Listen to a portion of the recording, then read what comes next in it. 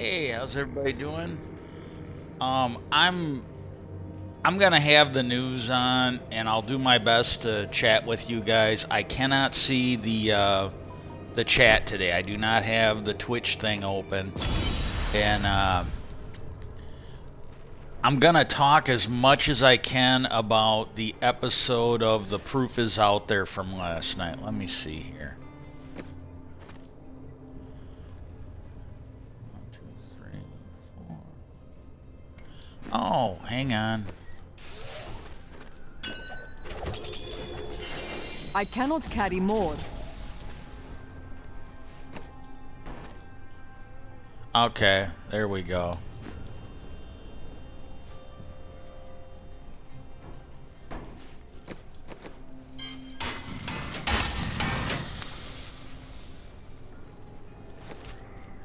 Yeah, I didn't get to finish it. Oh yeah, that's right. I couldn't. I'm sitting there thinking, well, I was on this one yesterday. Yeah, I quit early. I might do it again today too. I don't know. But first of all, I just want to say it's kind of a call to action. I'm going to be doing this for a while.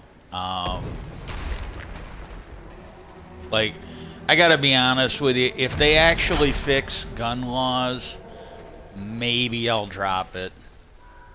But like, write your elected officials, you know, state, local, federal, and let them know that we need to legalize assisted suicide. I don't think that's unreasonable. Like, I'm looking at my health. I'm looking at the fact that both of my parents and the I didn't have to watch my dad die in hospice. He went pretty quick. My mom, you know, because it's like they started hospice, and I might be wrong because I wasn't here. But my recollection of it is they started his hospice, and I want to say it was within a week or so he died. And yeah, that's my recollection of it, and maybe I'm wrong. And the really shitty thing about it was, I usually called home almost every week, at least once a week, see how they were, you know, see how my mom and dad were doing and that. And I had called, like, I think a day or two before he died. And you know, my mom was telling me, you know, oh, he had a really good day, you know, he ate a good lunch, and he was up talking to us and all that. And I was in a good mood, and I don't know if I just went out for something to eat or if I went to the grocery store, but I was driving back to my apartment. I was working in Indiana, and but I was driving back, and my phone was ringing, and I didn't want to answer it because I was driving, but I at least glanced at it, and it was my niece. And then I can't remember if I pulled over or if I waited until I got home, but it was the weirdest thing because he had died. He had absolutely died. And it was really a shock because I had basically, you know, been like really, you know, just sort of putting it out of the back of my head because it's like he had such a good day. That's what I was being told. And so I don't know. Oh wow, you know. But again, you know, listening to him talk before he got real sick. He always talked about, you know, not wanting to suffer and linger and all this shit. Well, it wasn't legal.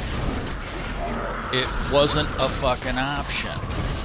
And then, like my mom, you know, she lasted, now granted, she should have been in hospice. My sister wouldn't have been fucking around trying to fucking steal everything. My mom should have been in hospice probably a month before she was. Like the minute mom had decided that she wasn't gonna do, the minute mom decided she wasn't gonna do chemo and she was gonna do hospice, she should have. But you know, Laura was the one running that stuff, my sister. And but once she got in there, I want to say it was around 19 or 20 days that she, and I'm not kidding you, them were some of the slowest fucking days watching her suffer like that. I think the people that were doing the hospice were excellent. I'm not trying to put any of it on. We did what we could. But her struggling to go to the bathroom, and then the 3 or 4 days where she was hardly eating. All she was doing was taking like her hourly or whatever injections of morphine and the other shit. Wasn't right. It just, I mean, it really wasn't right. And, you know, but again, if she'd have wanted that, that was fine. I have no, she was not vocal about it like Dad was. Dad did not want that shit. But I really think we need better options. And so write them, let them know, and then, you know, if you and you don't have to, you know, this is not a deal breaker. We can, you know, we can still be friends and all that. There's some things that I think is a deal breaker anymore, and if you got people that just want to be that way, well then maybe they just shouldn't hang out with you. You know, this came out during the pandemic. Some of the people that did not want to wear the masks, they didn't want to quarantine and all that. And they were talking about it on the news. Like, you take Morning Joe, they said, hey, for these people that feel that way, then fine. You have to go live by yourself, away from civilization. You don't get to go to the grocery store. You don't get to participate in society. You need to go somewhere where you will not run into people. You don't get to go to stores. You don't get to go to grocery stores. You don't get to go see a doctor. And you go. And he goes, and if you're not willing to do that, then you got to comport with the rules of civilization. And I think he was absolutely, I might be misquoting him slightly. I'm kind of paraphrasing it. But that was the hint, that was the gent of what he was saying. You know, it's just like, look, if you want to be in society, you got to live by the rules of society. You can't, you know, like these people that don't want to get vaccinations. Well, you know what? And there's a really good video that Penn and Teller did where they're like, look, and they show you everything. Hang on.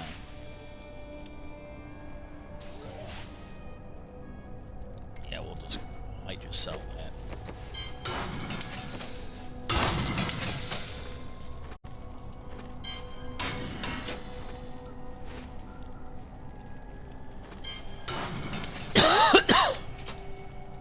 But Penn and Teller, they kind of show you the truth about vaccines, and they basically got, you know, one side that's blocked by a big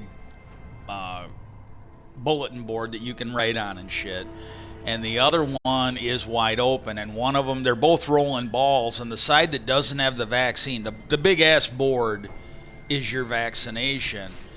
And what they did was when he pulled it over, he goes, here's the 2% that are killed or affected by vaccines, and they shoved them off, you know, because they had like 100 bowling pins out there, and they just started polio, smallpox, you know, and then every time he said a disease, they'd roll it. Well, for the most part, they were bouncing off the big board that they had up.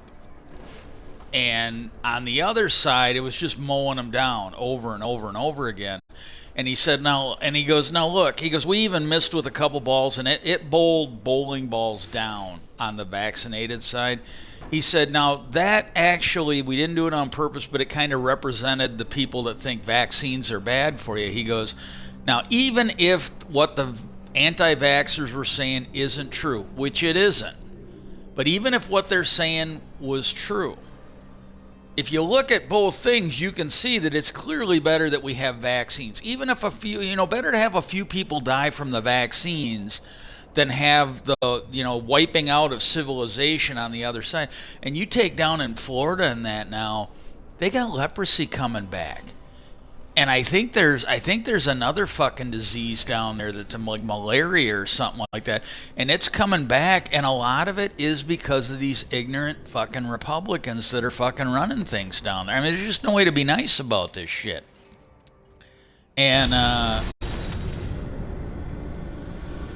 but but you don't, this isn't a deal, but this isn't like one of those things, you don't have to do this, and you can feel free to not do it, and we can still be great friends.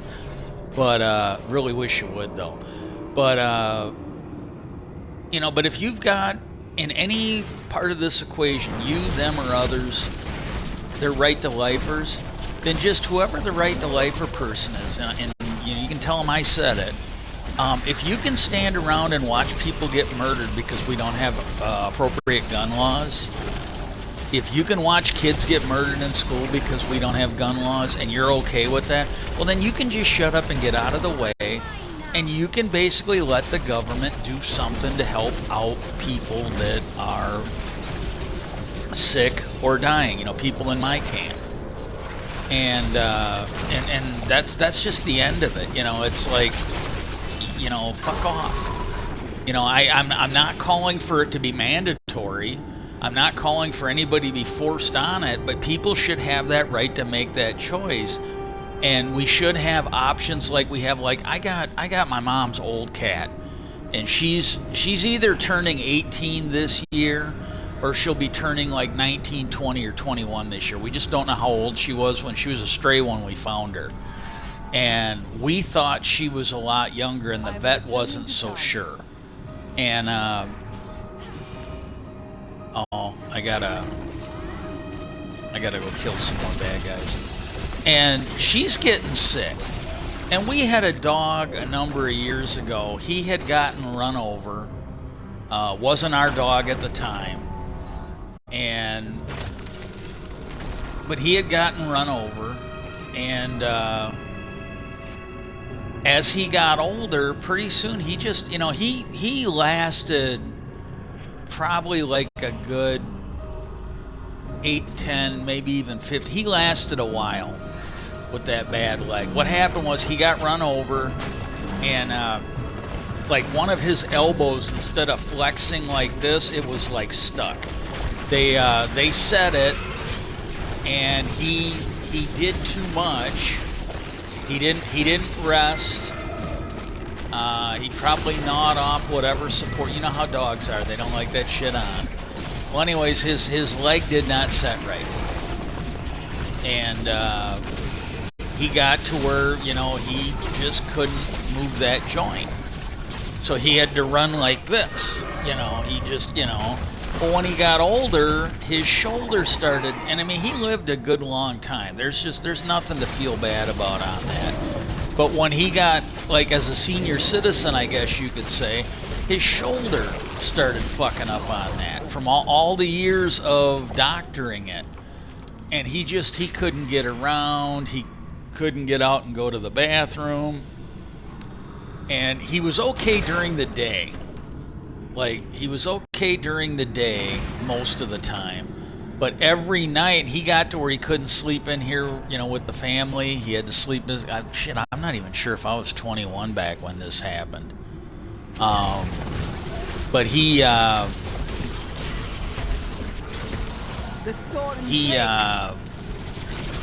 couldn't sleep in here with the family anymore. He had to sleep out on the porch because he was peeing every night.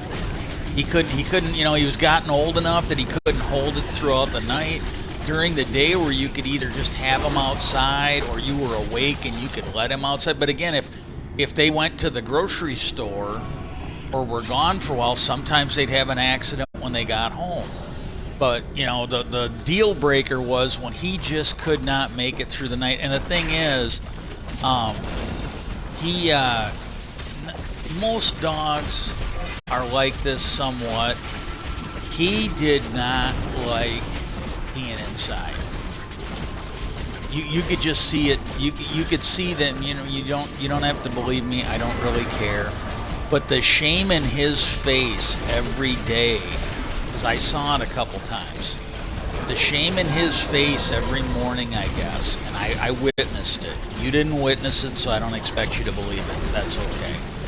But the shame in his face every day while they were cleaning up his mess, he didn't like it. Our cat's the same way. Like, she'll get sick and she'll like cough up a hairball, or she'll cough up some juice, or she'll get sick. And I think most of it is her dealing with. Some of it's when she eats plants she's not supposed to, and some of it is when she's coughing up a hairball or working on coughing up a hairball. She doesn't like it. You can see the look of shame in her face. She doesn't like it. You know, it is what it is. Well, he was like that, and I don't think he minded. From what I was told, because I wasn't involved in this, but my understanding is that was the one time he didn't mind going to the vet. It's like on some level they took it as a sign that he wanted this to be over. And you know, and the cat we got now, I don't know when we're gonna do it. I might do it sometime. I might do it before this fall. Like as soon as I can dig a grave, I might take and, you know, because she's still going to the bathroom outside the litter box. But I finally watched her do it a couple times. I don't think she's doing it on purpose. Either she is having trouble squatting down to pee, because she's generally in the litter box. It's just the front of it is tapered down so she can get in and out. It's kind of like the entry and exit for it. And I must wait to use that ability. She doesn't squat down. If she squatted down, if she tipped her butt down, and I don't know if she just can't do it as easily anymore, or if she isn't thinking about it. But it generally happens, because I watched her do it on the porch where she was in the litter box, and she was literally peeing on the side of the litter box, and everything ran into the litter box. It was just not a big deal. And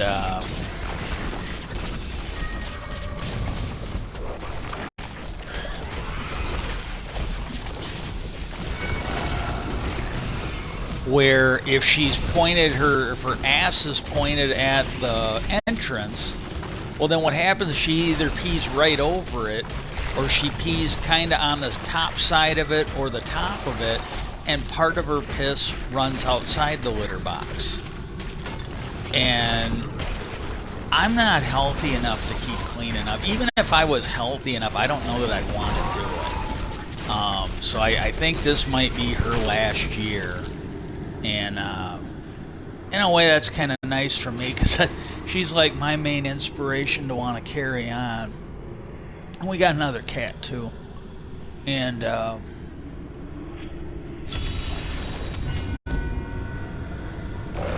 but I thought she was doing it on purpose. And I also don't think her eyesight is very good, because there's times where I will show her food, and she still gets around. She gets around in the room just fine, and in the house and that. But there's times where I show her food, and she acts like she doesn't see it, and I have to let her sniff it. And then once she can smell it, then she's okay. So I don't know. I kind of asked the universe. I would really like her to get better. I really would. And when I did that, I think she, might have just been that she was eating plants, and once she got it out of her system, I don't know. But when I did that, I think it was on Monday. Tuesday she was a little better, and by Wednesday she seemed back to normal. She was wanting her food and all this other stuff. She actually really seemed better, and I was really happy for that. I cannot begin to tell you how happy I was. But if you could just write them, please, and get them to legalize assisted suicide. We need better options. And again, we already sort of have it a little bit, because I've heard these stories where you have poor people, or you have like minority people who they want to fight to live. They're not, them and their parents, they're not ready to give up. And what happens is, because they can't pay the bills, the hospitals or the insurance companies will go get a court order so they can pull the plug. And think about this for a minute. If they can do that when somebody can't pay, if they can basically let somebody die or help somebody die, because that's usually what they do. They just cut everything so that if these people are going to suffer, they're going to suffer. But what they do is, it's okay because they can't pay. It's okay because they don't have money. It's okay because the insurance company doesn't pay for it. Well, then, goddamn it, if you take somebody that's in my case where their health is bad, they should be able to do the same thing. And they shouldn't need a fucking court order to do it. But they can screw these people over who want to live if they can't pay. But if you've got somebody that is just tired of dealing with how sick they are, oh, we can't have that because of Jesus or whatever the other fucking thing is wrong with me. That shit needs to end. It fucking needs to end now. It really does. I don't know. So please do that. And then it's been interesting for me to see all of the other thing that's going on with the news, and this I was really shocked. When Trump had his indictment, I think on Thursday, and when this is over, I'll be talking a little, as much as I can, about the proof is out there. Because I thought it was a very interesting episode last night. I watched it this morning. But there's only like a couple things that I think are worth talking about. And that I can remember. And but when Trump had his indictment and his arraignment, the judge warned him, hey, look, if you don't follow these rules, you could end up sitting in jail until your trial is done. And I think it's past the time that we admit that if Trump wasn't Trump, if he was Joe Blow dickhead, he'd be in jail right now. And I for one think this double standard needs to end. But I did see something, and I don't know if it was really him or not, but somebody made a comment, and I think they made it to, if it was him, it looked like it might be the account of Jack Smith. And if it wasn't him, it was somebody talking, I would say, reasonably like him. And they were kind of talking about, well, you had them issue a protection order. Why didn't you ask for their bail to be or their bond to be revoked? And whoever it was responded that Donald Trump is trying to turn this into a First Amendment case. And I don't have enough spirit. They do not want to let him do that. They just want to get it over with, and they want to get him convicted. They want to put him in jail. Spirit. They don't want to fuck around letting him turn this into a First Amendment case, which will make it easier for him to fight it. And if that's the truth, then hey, that's fine. But I'm sorry. If he was anybody else, they would have put him in jail. They would have absolutely put him in jail, and they wouldn't be fucking worried about it. And he shouldn't be getting this special treatment. Him trying to make this into a First Amendment issue shouldn't have any more validity than Joe Blow cocksucker that's out there fucking robbing and dealing and whatnot. It should.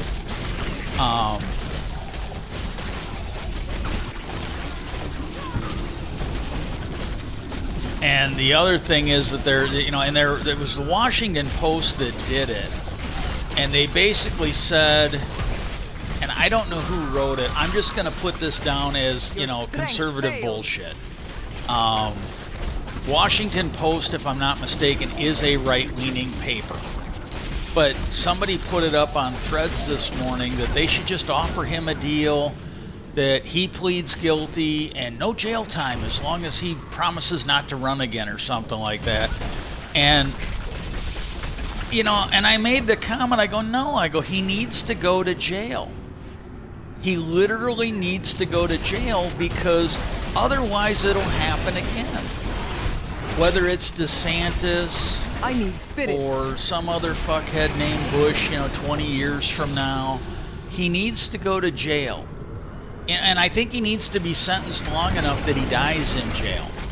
I think he needs to be sentenced long enough that a normal person, somebody who's like in his 40s or 50s, you know, not somebody that's in their 80s, I think he needs to be sentenced enough that even somebody like Young, like Beto O'Rourke, if they, and Beto O'Rourke would not do this, but if they get in there, they actually have to worry about dying in prison, or this is just going to happen again. This is just going to happen again. Ralph Nader, for those of you who don't know who he is, you'll have to ask your grandparents. He's a guy who did a lot of he did a lot of work for safety and the environment and shit. And he ran for president, I believe, in 2000. I actually voted for him. Come on. I need spirit.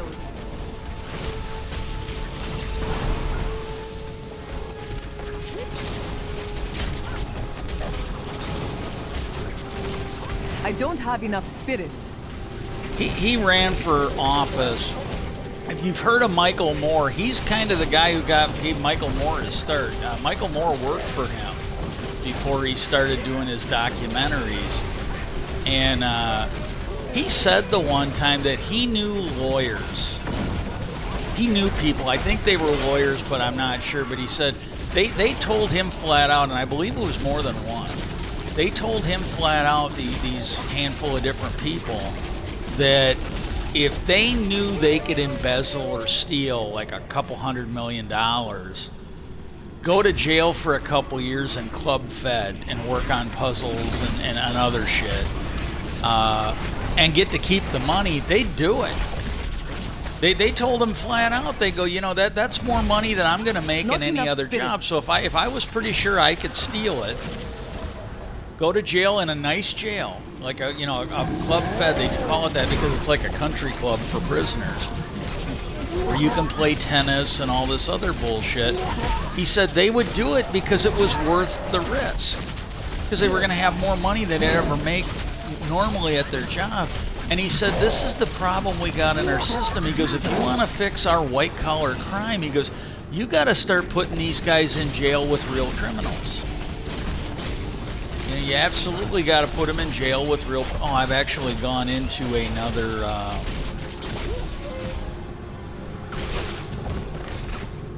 I don't need to go back. I can just finish this guy here and then go back. But he basically made the comment. He goes, you know, you need to start putting these guys that are stealing like a couple $100 million and they get to go to a federal country club for a couple years. You need to start making them share a cell with a guy who's got 30 years to life for bouncing a check to feed his kids. He said, you really do. He goes, that will fix this. He said, that will absolutely fix this. If these guys are in there getting mistreated by regular criminals, he goes, this whole incentive for these guys to fuck up and go to jail will be gone. It'll absolutely be gone. The only ones that should get to go into those nice prisons are the ones that overwhelmingly cooperate with prosecutors to bring other criminals to justice. You know, which would be an incentive for like all these co-conspirators of Trump. You know, and just to let them know. Oh, and then there was a thing. I ain't gonna get into this. This is gonna. I want to actually get to where I can talk about the proof who's out there before this stream is over. I want to talk about something else. I want to talk about Edgar Casey and a few other things if I do Minecraft today. And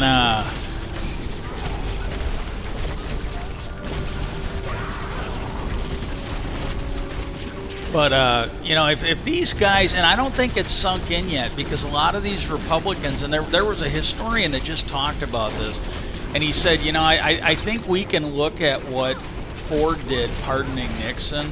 And he goes, I think we can honestly look at it as a mistake, because he goes, that was kind of where it started.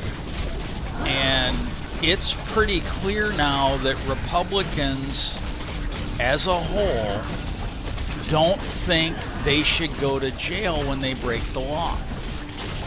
They don't. And like, you take a look, you've got the Republicans in, maybe not the Senate as much. I think there's a few of them in there but for the most part, it's coming from the Republicans in the House.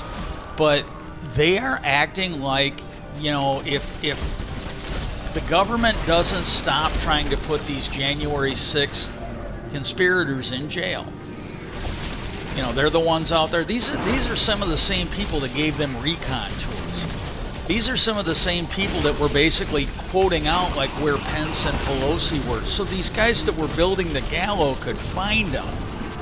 These were the ones that were tweeting out 1770. This is our 1776 before it happened. They're in there acting like they should be able to defund the FBI if they don't drop all these charges. They've referred to these terrorists on January the 6th as political prisoners. They have. I'm not making this up. I wish I was. And so you take a look at, there's this guy named Peter Navarro. This is a guy that, you know, he refused, I believe, to come to a subpoena for the House. And he was given a subpoena by the DOJ. And he acted like he could blow it off.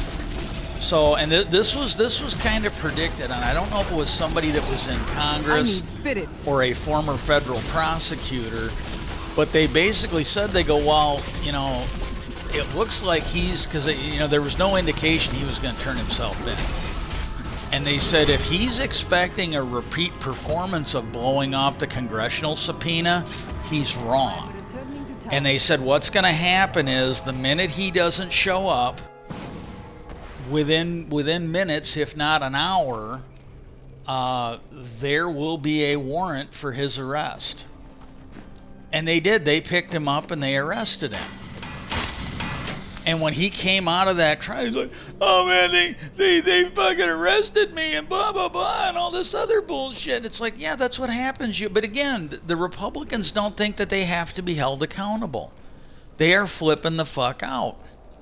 And this shit needs to stop. It really does. Because if they don't, this will happen again. You know, and there is, and I gotta say, it's almost like they actually read and are responding, because it's been a few days now. Because I made the comment that if, because they did this, I think they did this, I don't remember them doing it for Iran-Contra, maybe that's not true, but they did this when Bush was in office.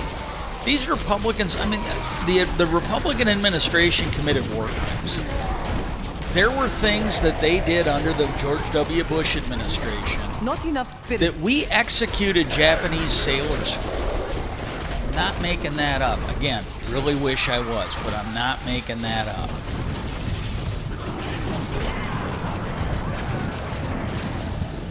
And that was something you heard back then during the George W. Bush presidency where, oh, well, you know, they had legal advice. You know, there was a lawyer that wrote a memo. And in that memo, he, instead of war crimes, they referred to it as enhanced interrogation. They didn't refer to it as war crimes. They didn't refer to it as torture. That's what it was.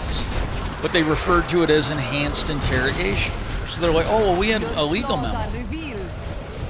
And I was in that. I was not. I've been like having issues for the last couple of, at least last week or two now.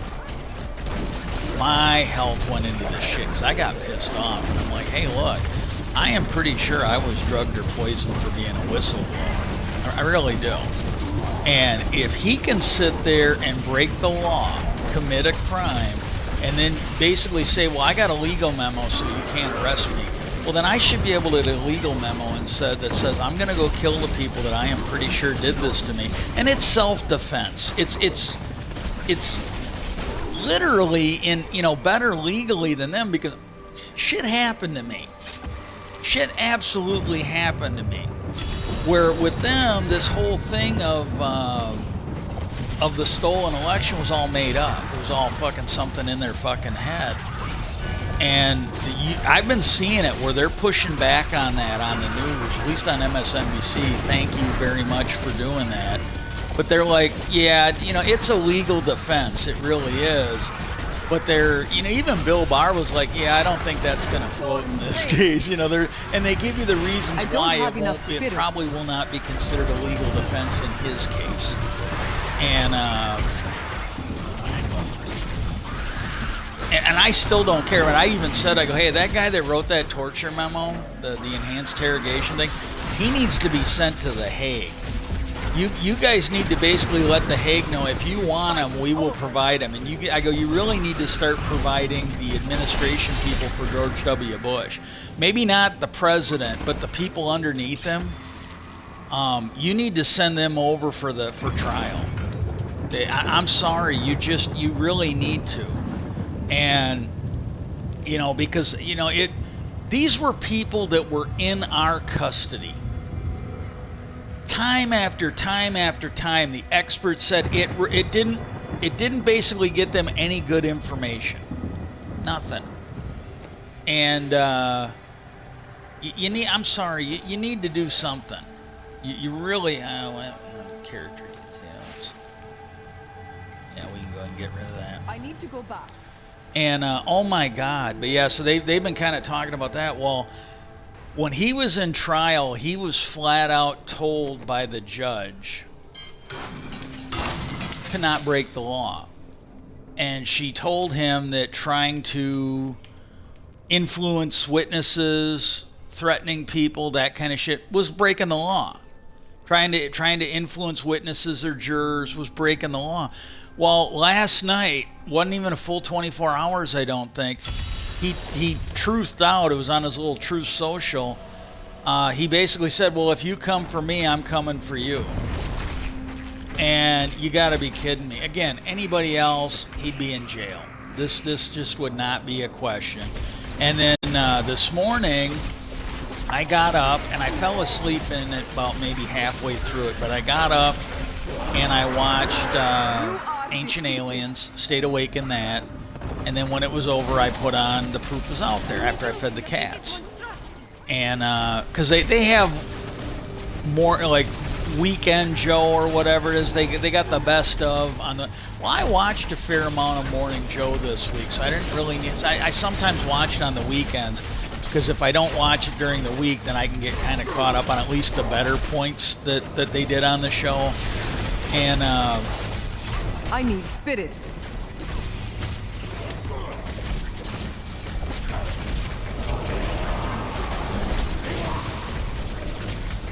And so I put on Ancient Aliens from last night, and when I got done, I watched Proof Is Out There. Well, I fell asleep about partway through the Proof Is Out There. And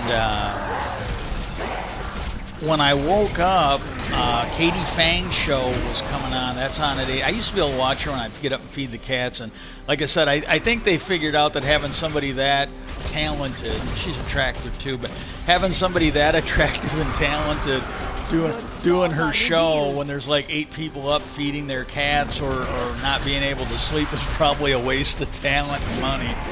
And so they got her on at like 8 o'clock now. And but she was coming on, and I'm like, oh, cool, you know. And so then it was either her or Barb McQuaid, one of them. Or no, it was Joyce Vance or whatever. She had tweeted or threaded out, and it was something about the whole Trump thing. And I kind of asked her, and I can't remember what it was. It's like I said, I've been like lightheaded. I'm not tired, but I asked her a question. I go, hey, I don't, and I had seen that Barb McQuaid was going to be on. And I go, well, Barb McQuaid's going to be on Katie Fang this morning. I go, can you weigh in on this? It has something to do with Trump, and I can't tell you I honestly can't tell you what it is, and I don't want to guess. But I had to get up and go to the bathroom, and I was mid-thread. And when I got back, Joyce was on. Like Barb McQuaid was there, and she was still there when I got back. But Barb McQuaid was there, and then when I got back from the bathroom, Joyce was on. Well, my God, they were talking about whether Trump could possibly go to jail if he was arrested because of his Secret Service protection. And this is Katie Fang. She's been saying this for a day or two now. She's like, look, all you got to do is put him in solitary. He goes, they have special prisons made for people that have special needs. They go, you can put him in solitary, and the Secret Service can sit outside. My only thing is, he shouldn't get any special treatment. When the Secret Service enters the facility, they should have to surrender their weapons just like any federal, really any law enforcement officer when you enter a jail. And if they don't feel they can protect him, well then they don't have to. They can quit. You know, but that's what they should be doing. He shouldn't get any special treatment. It was kind of that thing with the Wall Street Journal. It's like, look, no, he's found guilty. He should go to jail. That should send a message for the next fucking Republican shitbag that wants to break the law. You're gonna go to jail. Things may happen when you're in the shower, especially if you're a known child abuser. And Trump was at least accused of raping a 13-year-old girl. You know, whatever's going to happen is going to happen. And, you know, because somebody made the comment, you know, about all the Republicans that are upset that Trump's going to jail. And they're like, well, you know, hey, the problem shouldn't be with this. The problem you guys should be focusing on is the fact that you elected a criminal. And he surrounded himself with criminals. You guys want to bitch and moan and boo hoo hoo hoo shit. That's what you should be doing right now.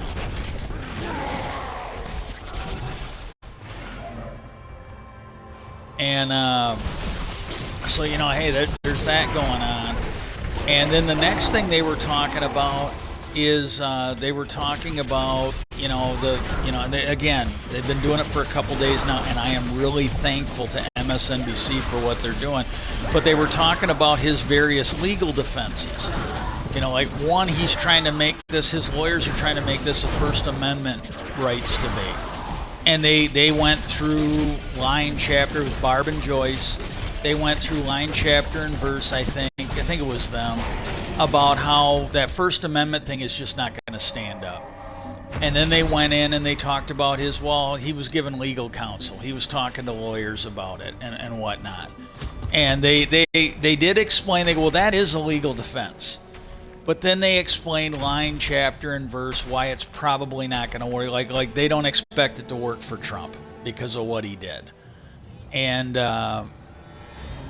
then they had Michael Cohen, Trump's old lawyer, and this was the thing that was confusing to everybody that they were talking to about it.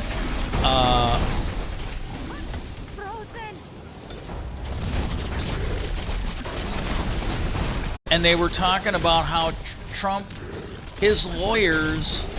That ability is not yet recharged.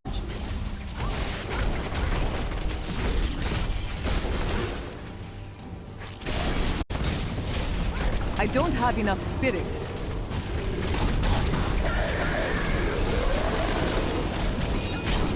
And they were talking about how Trump sued Michael Cohen for like $500 million, $500 million. And I can't imagine that it's a defamation. I can't remember off the top of my head, but I think he's literally just suing him. And my brother, I was telling my brother about it, and he kept asking the same fucking question, thinking his dumb ass was going to get another fucking answer. And I kept telling him, I go, I think he's trying to get his hands on his share of the profits from his book deals. And well, yeah, but what did he sue him for? I go, again, for like the 8th fucking time. And again, I might be wrong. I really don't know. But I go, my understanding is he's literally suing him for the... Well, yeah, I get that. But what's he suing him for? I go, Jesus Christ. I go, I don't think it's a defamation case. I go, I literally think, dear judge, Trump versus Cohen, he wrote some fucking books and he made a lot of money. I want my fucking share. And then it started to fucking, he goes, oh. I go, yeah. I go, I've been telling you like multiple fucking times. And then he's like, oh, okay. Because I go, I can't imagine that it's a defamation case because everything's true. You know, you're gonna have to go in there, and he's gonna have all these court rulings on his side. He's literally gonna have court ruling after court ruling after court ruling, and you're gonna basically have dumb fuck theater that you're gonna be bringing in. Well, anyways, this is a civil case, and what they're talking about is when you are sued like this for a civil case, they have a right to certain things like documents and whatnot, and this and that. Well, Cohen's gonna get him. You know, you can't bring. You know, it's not like Trump's being sued and he can play stupid. You're the one that brought the lawsuit. And this has happened before with Trump. He'll sue somebody. Well, then when he finds out what he has to give up for the lawsuit, he's actually dismissed the lawsuit. And there was at least one of them where he waited too long to dismiss it, and the judge said, well, you need to turn it over. And then after you turn it over, then after I see what it is, then I will rule on your dismissal on that. I think that happened at least once, where he tried to dismiss it, and the judge said, no, we're going forward. You brought us here. Well, he wanted to make the he's the one that filed the lawsuit, and he wanted the deposition to wait until after the election next year. You're the one that brought the lawsuit. This is how fucking stupid it is. The world is You're the one who brought the lawsuit. You have. And the judge said no. You know, basically it's going to happen. It's going to happen in September, is when he has to do the deposition. But the documents that they have to turn over, they are actually worried that the documents he has to turn over will hurt him in his criminal cases. And they were saying this morning that this goes under the file of how stupid are your, I'm paraphrasing here, but they're like, this falls under the file of how stupid are your lawyers, where they're suing in a way in which you're going to have to turn over incriminating evidence. And the way they were talking, and it was, I'm not a lawyer, so I don't completely understand this, but it would be the equivalent, I think, of like a non-disclosure agreement, or they wanted a gag order on Cohen, and and there's some other stuff, and they said, I can't really see how he's going to get any of this. I think the judge is going to tell him, well, you brought the lawsuit. You should have known this was going to happen. You brought the lawsuit. You have to deal with it now. And oh my God. And then the one thing that was on there that I do want to bring up, because I was so fucking happy. I just want to get through this, and then I can talk about the proof is out there. Ellie Mistel, or Mystical or something like that. He's a civil rights lawyer, if I'm not mistaken. And I don't always agree with him, but he's a very eloquent and impassioned person. And I might disagree with his opinions sometimes, but generally he's solid on the facts most, if not all of the time. Very, very good advocate for things. The only time I've really disagreed with him is when he's really impassioned about something, like when he's been on there talking about minorities that were, just woefully mistreated by authorities or whatnot. He gets a little impassioned. I don't think he's right in those cases, but this is also why people that are that upset are generally not allowed to serve on juries. And so what happened was, he was talking, and I got my thread liked by Katie Fang, so it's a really good day for me. And I just could not believe, like, normally when I watch any of these news shows, sometimes it's not all good for me. I don't really care about some of it. But it's like, even in a show where the whole thing is good, there's usually one or two issues where I'm kind of like pumped up. It's like, wow, that's a really good thing that they're talking about. Every one that she did, it was just pump, pump, pump. And it was, I mean, that was like the best show I've seen of anybody in a while. And I got to be honest with you, I like her as a reporter anyways. I kind of put her in there with like Chris Matthews, Nicole Wallace, Rachel Maddow, Keith Olbermann when he used to be on there. These are people I really like watching. And she had this guy on, and he sort of brought up that what Trump and his criminal gang were doing was like Gore v. Bush 2.0. And he said it was just slightly more illegal than Bush v. Gore. And and he goes, and it looks like they're going to be held accountable for it. And I was really glad he did that, because I don't remember if it was Joy Reid or she's not on there anymore. I can't remember what her name was. I liked her as a journalist too. She always had a real positive and an upbeat demeanor to her. But it was either Joy Reid or it was the one that replaced her on Saturdays. They were the first ones, and I didn't know this, but that same guy, Eastman, that was pushing the idea that, the vice president could just throw out, the Congress could just throw out certain electors and throw them back to the states. He was pushing that back in 2000. That was not like some new Republican plot. He was pushing that back in 2000. And again, for those of you, you'd have to talk to your parents about that. But there was a contested election because 5 unelected Supreme Court judges, Republicans, basically stopped the count. And they decided that George W. Bush was now the president. They did not want to count all the votes and find out. There was a legally scheduled recount. And when they made their ruling, they basically said that the ruling was not precedent. The ruling would have no effect, and that's your first indication that they knew what they were doing was wrong. They knew what they were doing was illegal, because when they do a ruling like that, it should basically be that's the way it is going forward, and they didn't want that. And then the one judge, Sandra Day O'Connor, I was hearing reporting that she told friends that she couldn't wait another 4 years to retire under a Republican.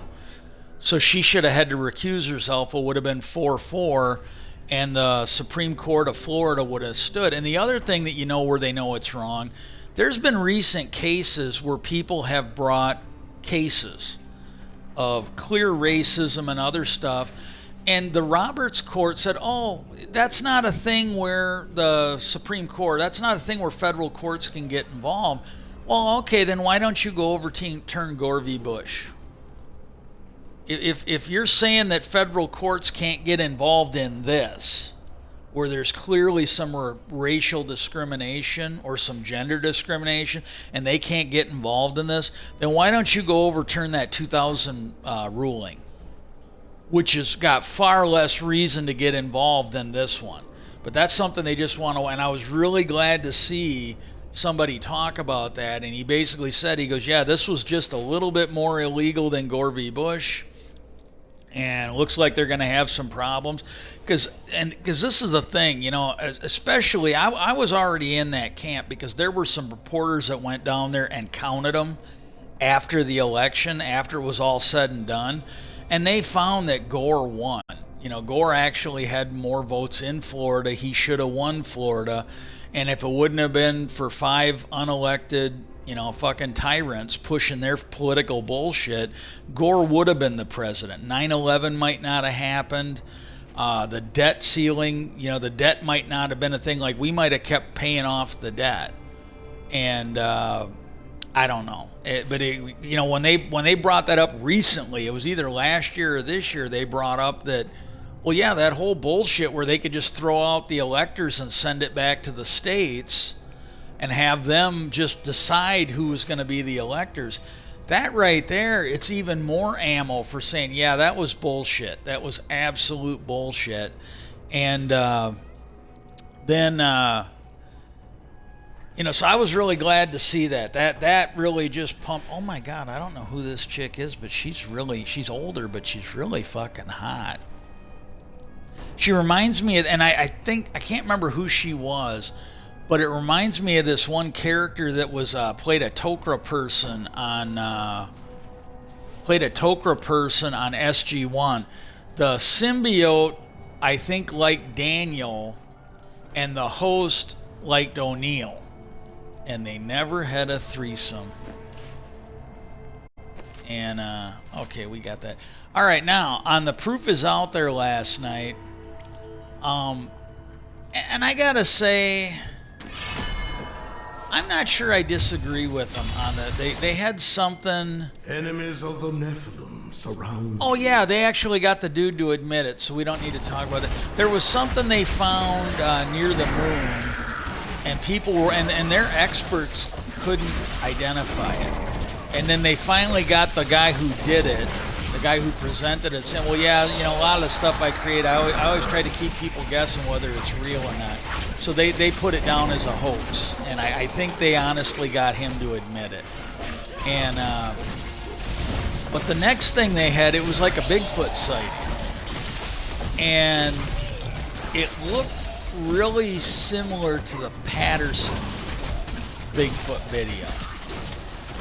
And this was something that Patterson video, that was something that I believe was shot in the 70s. So it was like an old style camera. It was not like a digital camera. It wasn't like a modern day camera. I became aware of it either in the late 70s or 80s. And I believe where I saw it was there used to be this show on PBS called In Search of It. Again, ask your grandparents. But it was called In Search of Leonard Nimoy, the guy who played Spock in the original Star Trek series. He hosted it. And it was on for a couple seasons. I always liked it. And it was like every week it was something different. Like, you know, one week they might be talking about ghosts, the next week they might be talking about UFOs, and then, you know, in this one here they were talking about Bigfoot. And this way they could basically go after whatever. Well, they found this Bigfoot video, and and I can't remember, either one of the guys finally admitted it was a hoax or neither of them did. And the one, at least the one guy who definitely did not admit it was a hoax, he basically said that if the other guy did it, it was something along the lines of they did not expect the attention, and regardless of what it was or wasn't, the other guy just wanted his life back. He didn't want to keep being asked and hounded about it, but I honestly can't remember if one of them admitted it was a hoax. I think one of the guys died. I think both of them went to their deaths not backing off of it, I think. But it's been so long ago, I'm not entirely sure.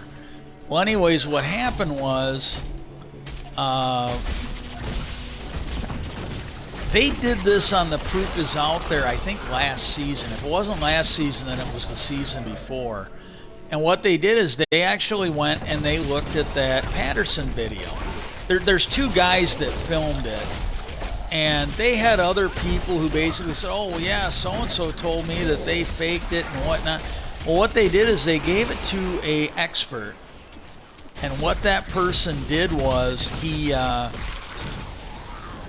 got like multiple copies of the film, and it was basically like stuff where it was a copy of a copy of a copy, and like every one of them had something else wrong, because this was old 35 millimeter, and some of the copies had damage, but none of them had the same damage. And what he did is he put it into a computer, and he used the multiple copies. You ended up with an extremely clear copy. Almost all the defects were gone because of what he did. The other thing he did was he took out because they were hand holding it.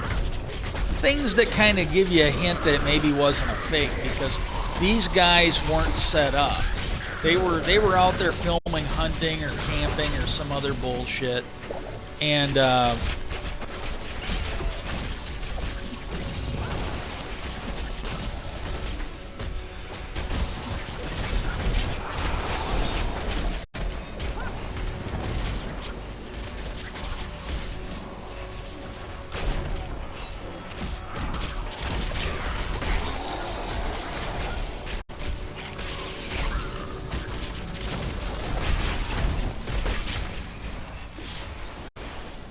fuck that, I'm gonna end up getting, these guys are just a pain in the ass.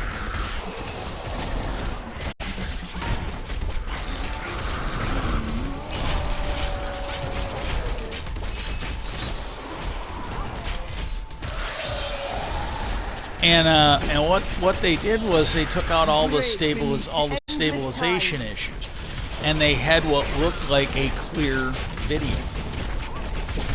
And because what he did is he took all the photos, and as the camera moved around and around, the center of it was now always Bigfoot. And so the edges of it moved in and out, but the picture was stable. And they had their experts look at it, and they looked at that Patterson, and it might be Gimbal, the Patterson video, and the experts they think it's real.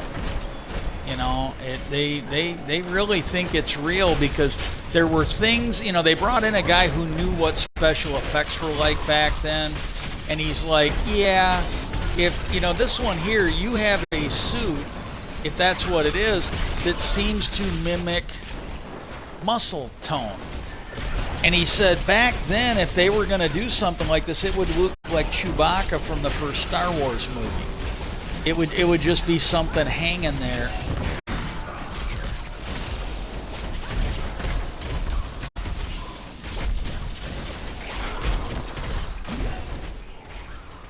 You can defeat this monstrosity.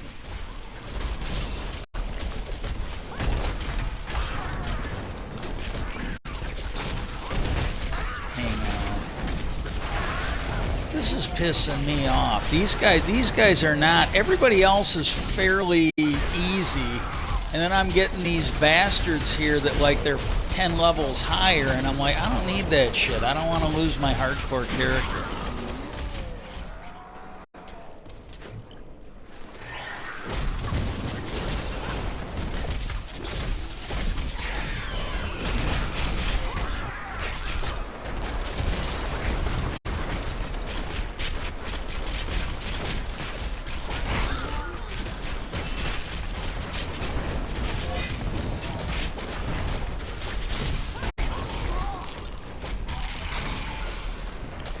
The storm breaks.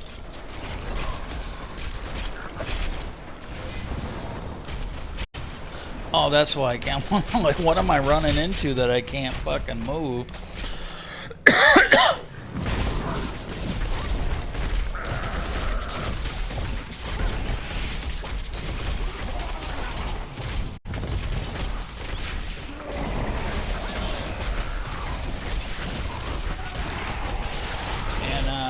But they did. They had something that every expert, whether it was the special effects guy, the camera people, the people that understood film, they were like, yeah, we're not seeing anything that looks like it's doctored. And even the animal experts, they're like, oh my God, that looks real. You know, especially for the time period, that looks like it might be real. And then they're like, you know, the gait, the step, it kind of looks like somebody from the, you know, that type of mammal, the big gorilla category. And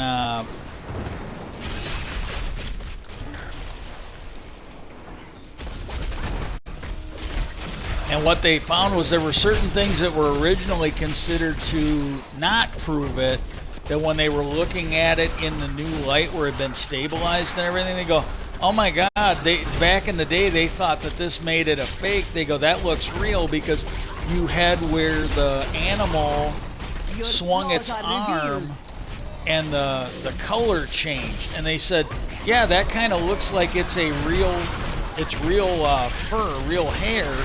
And as the arm moved, it smoothed it out, and as it moved the other, it fluffed it up. Kind of like if you're petting your cat wrong, you know. If you pet your cat right, everything lays down and is smooth. But if you pet your cat wrong, and usually they don't like it, but it all flares up on them. And so they think the Patterson one now, the experts have weighed in, and they think it's real. They honestly think it's real. Okay, let's go to the next level. And this one here, it was the same thing. You know, they had the experts look at it. Well, hey, you know, when you look at, you know, and they said, they go, it looks a lot like the Patterson video. And they looked at it, and they had their experts look at, well, first of all, I think it passed the smell test of whether this is real film or not. And then they looked at it and they go, yeah, it's looking. And the guy in question that filmed it, apparently he's taken something like 50, 60, 70 footprints. And most, if not all of them, the experts have looked at, and they think most of them are real. You are defeated. They actually think that they might be a real animal and not an animal that's known to science. Whether you want to call it Bigfoot or not, but that's what they were saying on the show. And so that was actually kind of huge. The one thing though, and this is one thing I'll say though, and I haven't checked my lottery tickets from last night, so I'm really going to try and not talk about UFOs, because I did make a promise. If I win the lottery, one of the big ones,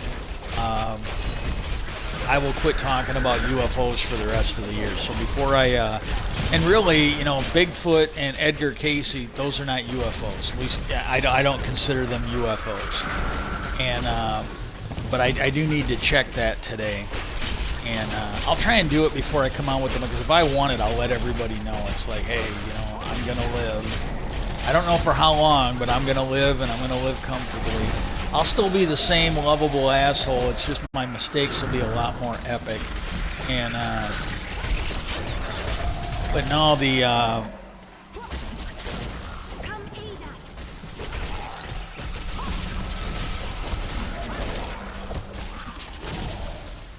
what the hell was I going to talk about?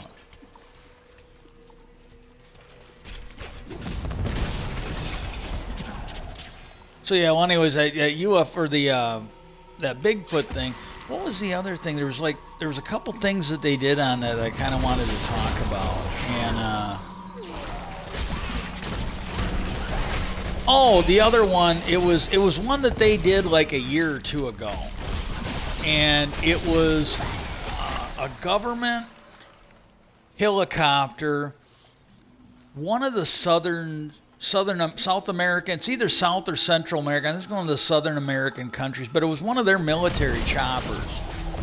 And they saw something, and they couldn't figure it out. And at the end of that episode, they basically ruled that it was, an authentic UFO, because they didn't know what it was. They couldn't write it off. And you give Mick West long enough and he will shit on it. That should be their tagline at the end of the show. Hey, got a video you can't figure out, send it to us, and Mick West will shit on it as fast as he can, whether he's right or not. Well, anyways, he looked into it, and the thing is, I want to be honest, I just don't think I like the guy. I think he's wrong a lot of the time, but I really don't like the guy, and it might just be his personality. It literally might be his personality, and I just want to be fair about it. But anyways, he looked at it, and a lot of what he said, I think it's fair. Unlike a lot of the ones he does, I think it was a fair assessment. Took him long enough, but I'd say it's a fair assessment. The only thing I would say is, because what he did is he looked at it, and it was the military, they had a FLIR system. So you're looking at the FLIR system. And they saw this blob that was like emitting like a streak. And they didn't know what it was. Well, they approached it, because they were on a training mission. They approached it, and I gotta run to the bathroom. Hang on a sec. I gotta go to bed. Oh, Katie Fang's back on.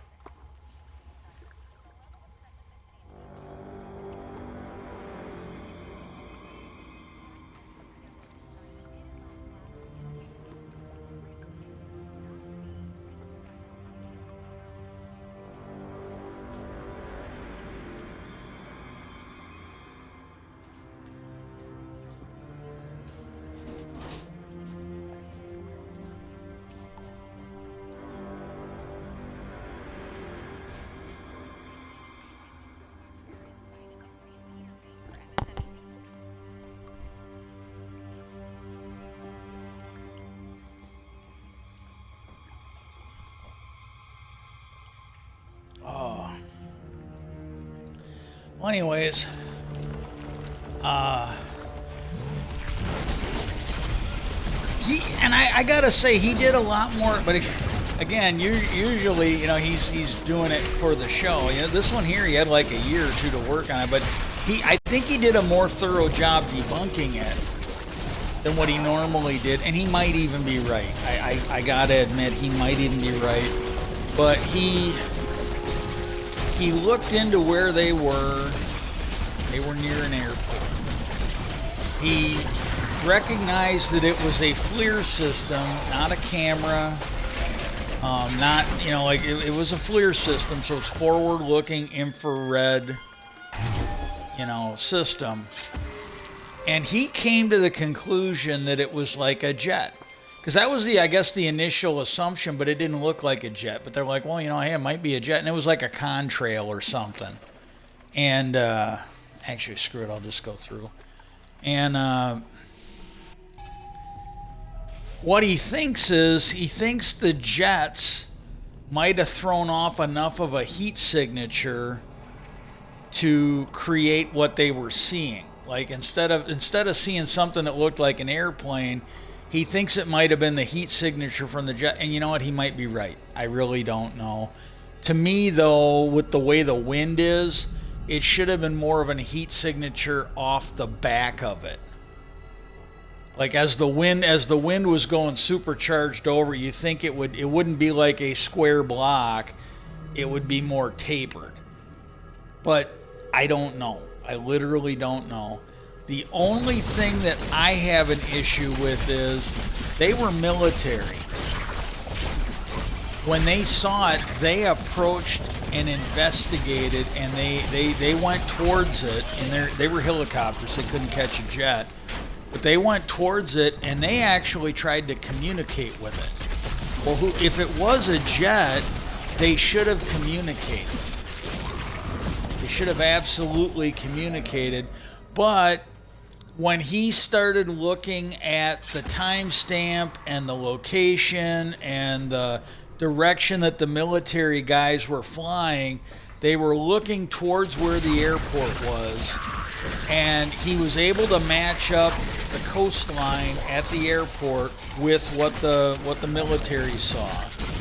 And he you know, and like I said, this is one of his best debunkings yet, where, you know, he kind of overlaid them. He goes, you can see they line up. You know, he resized everything, but he's like, you know, and I'm like, hey, you know, if he keeps debunking like this, even if he's still wrong as much, at least he's doing a better job of it. You know, so, you know, we're moving in the right, like that one where I kind of criticized him because he just threw this shit out there, and there were shows my brother watched where they would actually go, or stuff I was watching on YouTube, I don't remember. But it was stuff where they would try and redo it. They'd be like, okay, well, we got these sightings. This is the video we got. Let's see if we can recreate it. Well, he did that once. And the thing is, you know, again, he had a theory. He tried, and I'm like, you know what? Win, lose, or draw, at least he's trying. You know, and I'll take what I can get for right now. But he at least did the due diligence.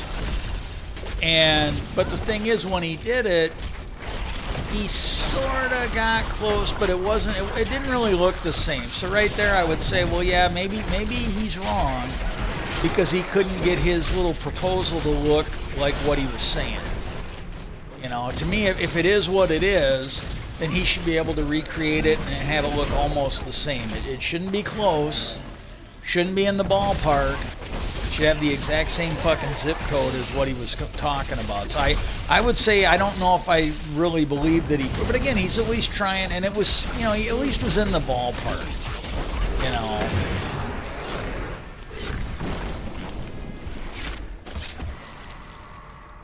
Okay, what do we got here?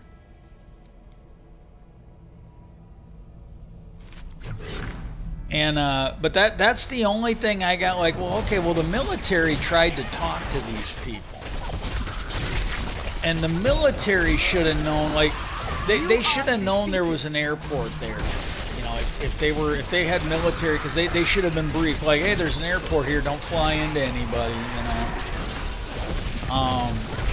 Same way like military people, if they're running a ship, they would definitely know if there's a harbor in the area or a fucking submarine port in the area, you know. They would know these things to avoid fucking issues. And but they had to have known, either that or real incompetent, but they had to know there was an airport there, and they ran down everything else. You would have thought that they would have ran down the airport angle. That's the only issue I have. But all the stuff he put up, it's like, well, you know what? I think he did a halfway decent job. I don't know, because it's like a minor thing. Maybe he was right. Maybe he was right, but the problem I still have is like, well, then why, if it really was an airplane, and it really was at that airport, how come they didn't respond when the military reached out to it? How come, you know, even if they didn't do it that day, how did they not look into the airport as a, you know, again, it kind of, you know, maybe not, but... So anyways, that was the two things that were on the Proof Is Out There last night that the whole show wasn't bad, but those were the two things of real interest that I kind of sort of remember from it.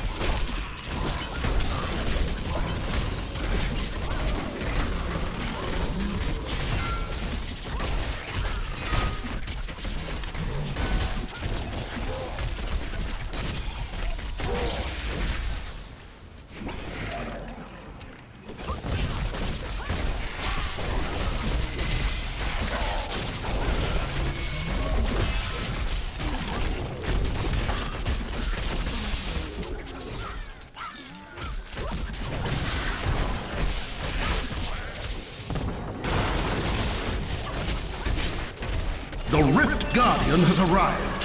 Hey, hey!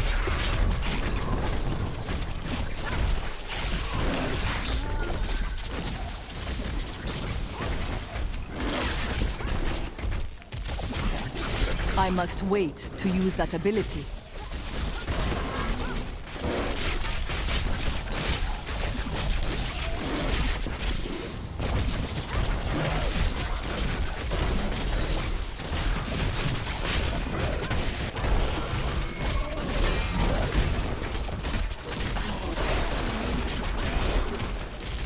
The Rift Guardian has delicious taint.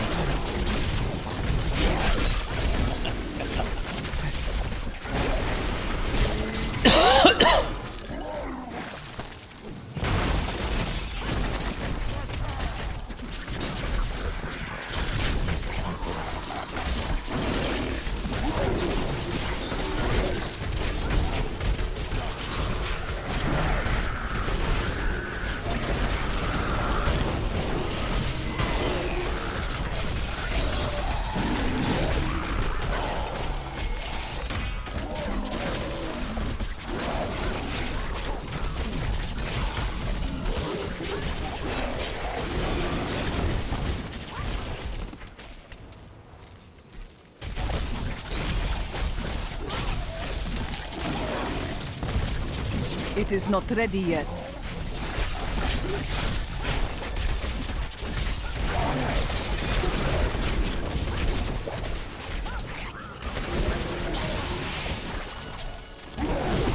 That ability is not yet recharged.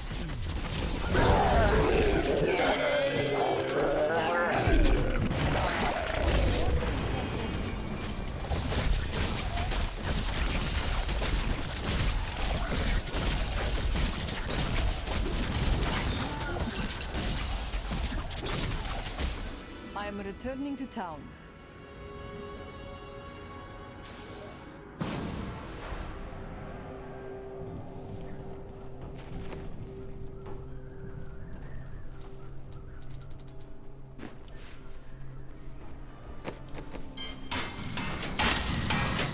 Okay, what I'm gonna do is I'm gonna go to Paragon. Oh my goodness, this did not help. Okay.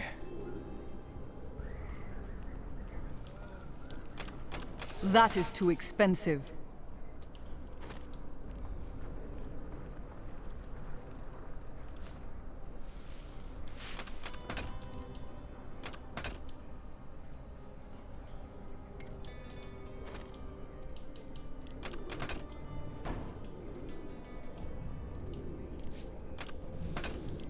I want to get my armor up to at least 10 now.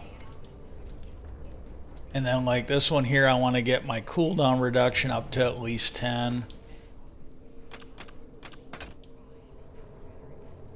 And area damage there, it's at 35. I think I'm going to get my life per hit up to 10 after this. Okay, let's go ahead to skills.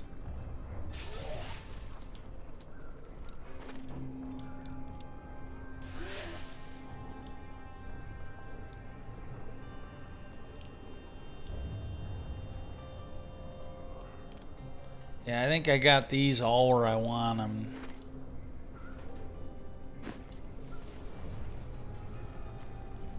Okay, I don't know how quick I'm gonna come back. Oh, I gotta speak to Auric. A fine.